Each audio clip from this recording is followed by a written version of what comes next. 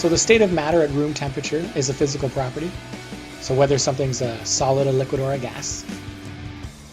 Other physical properties include the boiling and melting points, the color, the shininess or the luster, and the density of an object. These are all physical properties.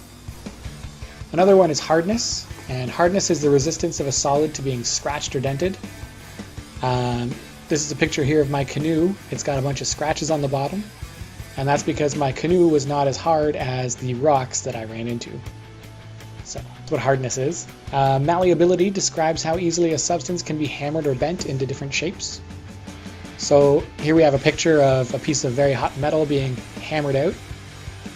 Most metals are fairly malleable. Other things that would be malleable would be Play-Doh. You can very easily hammer Play-Doh into different shapes. Ductility, that might be another one you're not too familiar with. This is how easily a substance can be pulled out into wires without snapping. So if we have a little tube of aluminum or something here, and you pull on either end, it'll get stretched out without snapping into a longer, thinner version of itself. That's ductility.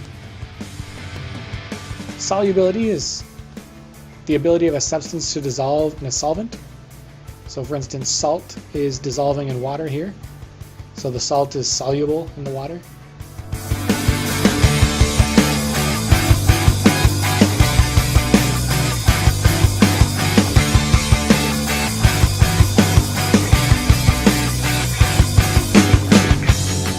For 10 years. Now what does your car look like? Chances are that it may be starting to form some rust. Unfortunately, the iron that was used to make your car is not the most stable of the metals. When it is exposed to oxygen, it transforms into rust. This ability to react to oxygen to form rust is called a chemical property. A chemical property is a characteristic that can only be determined by changing the chemical identity of a substance. What we started with was iron, but when it reacts with the oxygen in the air, it turns to iron oxide, or rust.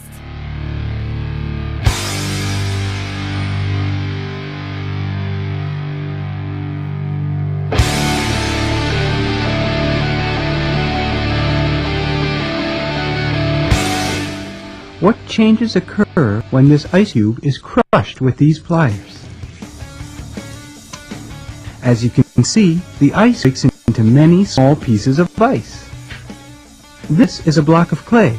It is soft and can be shaped into something different, like this turtle. And these chopsticks, used to eat food, were shaped from trees like these. All these materials have gone through a change, a physical change.